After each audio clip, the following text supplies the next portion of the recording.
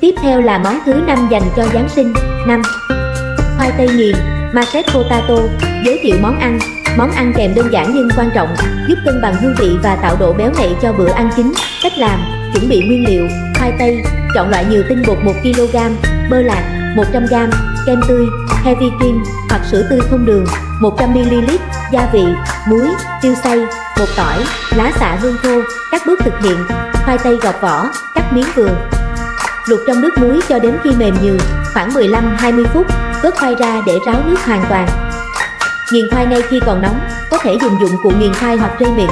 Trong khi nghiền, cho bơ và kem tươi đã làm ấm vào từ từ, đánh, trộn đều cho đến khi hỗn hợp mịn, bông xốp, nêm nếm gia vị vừa ăn, trình bày và thưởng thức. Múc khoai tây nghiền vào bát sứ sâu lòng, tạo hình xoắn ốc bằng thìa. Phủ một lớp sốt gravy lên trên và rắc chút hành lá hoặc rau mùi tây băm nhỏ. Những điều lưu ý: không nên nghiền khoai quá lâu hoặc dùng máy xay thực phẩm vì sẽ khiến khoai tây bị dai, nhất do tinh bột bị giải phóng quá mức. Mời các bạn tiếp tục xem món thứ 6.